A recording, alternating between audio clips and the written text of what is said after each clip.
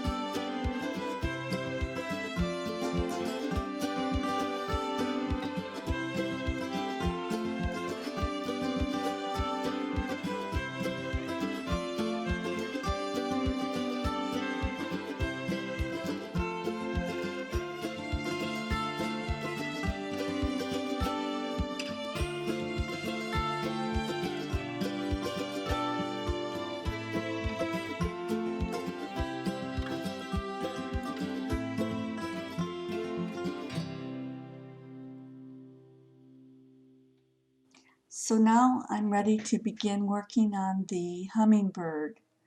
I will be using my soft pastel pencils for the entire hummingbird, since it's a very small bird in my painting.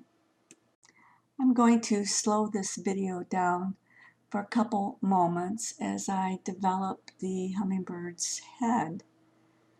I first began by applying a tan color pastel to the head of the bird, and then once I've blended it, I'm adding a little bit of brown, and then I'll focus on the bird's eye. And I begin with a dark blue and even use a little bit of purple rather than starting with the black. I only use the black to color the darkest shadows of his eye. Then I'll apply some of the bright green to the bird's head to try and add some of that sparkle that reflects off the bird's feathers. I will use copper and brown for the darkest colors in the bird's face. Once I've defined the darkest shadows in the bird's head, I'll be able to focus on drawing in the small feathers that create a pattern in his neckline. I'll first apply some cream color pastel as a base to my paper before defining the spine feathers.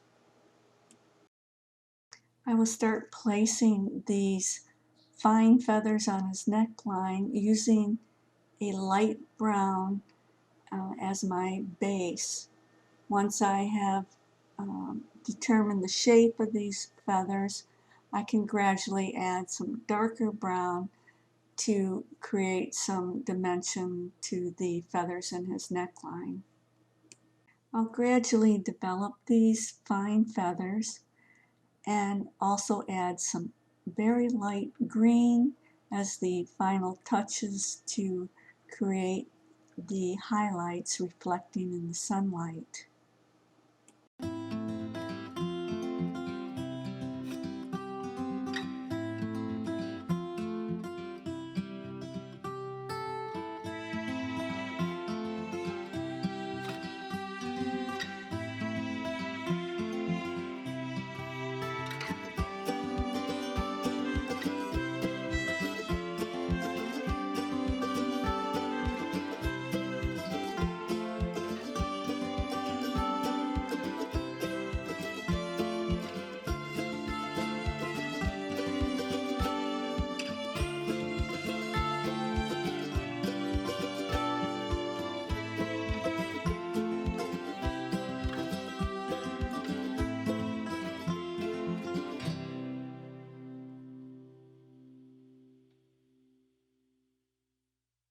I'm beginning to build the first layers of color to the hummingbird's chest.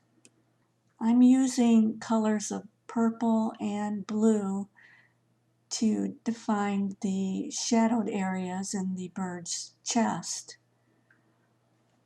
I will use dark brown for the darkest areas and then gradually begin applying a copper colored pastel pencil to the bright orangey areas beneath his wings. Once I've added sufficient layers of color, then I'll be able to begin adding the very fine details of feathers to his body.